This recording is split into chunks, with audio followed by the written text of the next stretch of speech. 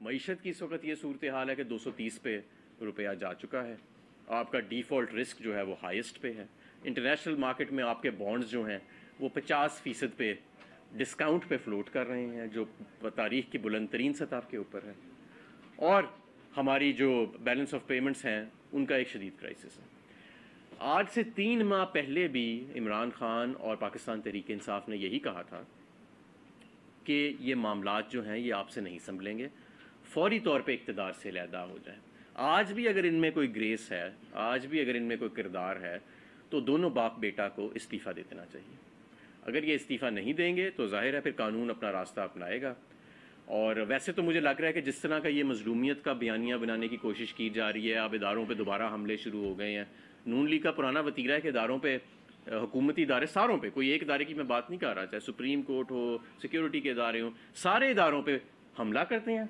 پھر ان سے مراد لینے کی کوشش کرتے ہیں. اور کل آپ نے دیکھا کہ عوام کی نفرت ان لوگوں کے لیے اتنی زیادہ ہے کہ اللہ رکھا پیپسی بھی عوام کو اکٹھا نہیں کر سکا ان لوگوں کے لیے، حالانکہ وہ ایک اچھا فنکار ہے. اور شاید اگر وہ کسی غیر سیاسی معاملے میں لبرٹی چوک میں کھڑا ہوتا اور نون لیگ کا سہارا نہ لیتا تو شاید ہزاروں لوگ اکٹھے بھی ہو جاتے اسے سننے کے لیے، کیونکہ وہ ایک ٹیلنٹڈ آدمی ہے. لیکن لوگوں سے نفرت اتنی ہے اس وقت، لوگوں کو اتنی نفرت ہے نون لیگ اور پی ڈی ایم کے قائدین سے، اور یہ جو زرداری صاحب آئے تھے ضمیر کی سوداگری کرنے، کہ اللہ رکھا پیپسی بھی ان کے لیے بندے نہیں اکٹھے کر سکا. تو میری ان سے گزارش ہے کہ اب مزید انتظار نہ کریں، اس چیخ و پکار سے کوئی فائدہ نہیں ہونا. تمام جو لوگ ہیں، تمام وکلاء ہیں، ان کا کنسنسس ہے کہ آپ نے یہ شب خون آپ ان کی بے شرمی دیکھیں کہ عوام کا پہلے مینڈیٹ چرایا، 85 سیٹوں والا مسلط ہوا وفاق پہ، ایک اکثریت نہ ہونے والا 3 ماہ سے نمونہ وزیر اعلیٰ جو ہے وہ مسلط ہے. اور جب عوام نے واپس اپنا مینڈیٹ لوٹا دیا، یعنی لوٹوں کو ہرا کے دوبارہ پاکستان تحریک انصاف کو جتا دیا، تو بے شرمی سے پھر عوام کے سامنے آ کے کھڑے ہو گئے اور کہا نہیں اب بھی ہم عوام کو مینڈیٹ اس کا عوام کا مینڈیٹ تسلیم نہیں کریں گے. میں انہیں یہ بتانا چاہتا ہوں کہ عوام کے آگے آج تک کوئی کھڑا نہیں ہو سکا.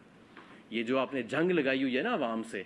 کہ جیت کے آتا ہے تو آپ کا خیال ہے کہ زرداری کا لوٹا پیسہ جو ہے اسے خرید لے گا، یا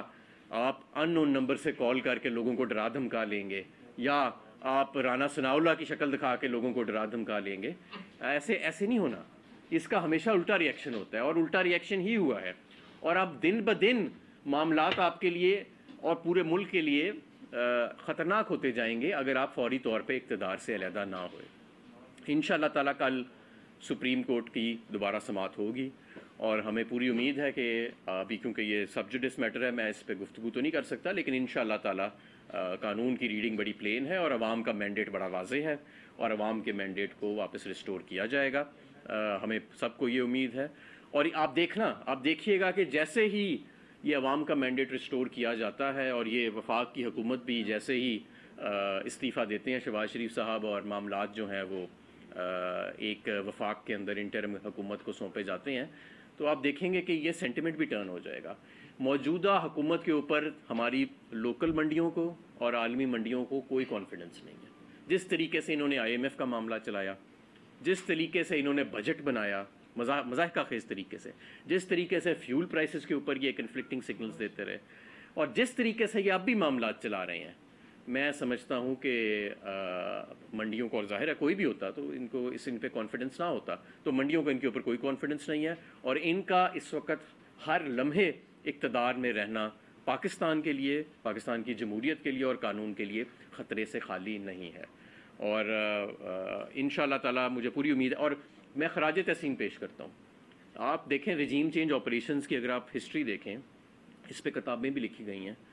تو یہ کسی ملک میں کامیاب نہیں ہوتا، کیونکہ وہاں کی جو عوام ہوتی ہے اس کی حمایت حاصل نہیں ہوتی جس رجیم چینج حکومت کو مسلط کیا جاتا ہے لوگوں کے اوپر. اور وہی پاکستان میں ہوا کہ قوم جو ہے وہ اس نے ثابت کیا کہ وہ ایک زندہ قوم ہے، اور اس نے اپنا مینڈیٹ واپس اپنے قبضے میں لیا اور واپس ان لوگوں کو دیا جن کو 2018 میں دیا تھا.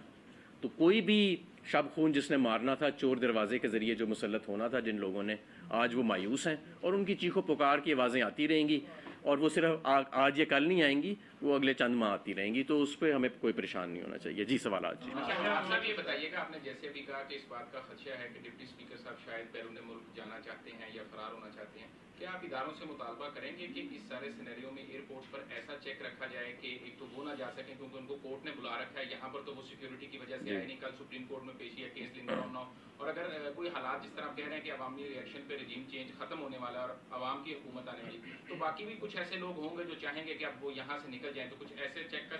نظام چاہتے ہیں آپ؟ بالکل، دیکھیں میں سمجھتا ہوں کہ جب یہ نظام تبدیل ہوگا تو جنہوں نے ظلم کیا ہے اور جنہوں نے زیادتی کی ہے وہ فرار کی راہ اختیار کرنے کی کوشش کریں گے، اس میں کوئی شک نہیں ہے، لیکن ظاہر ہے اس وقت ابھی ہمارے پاس تو حکومت نہیں ہے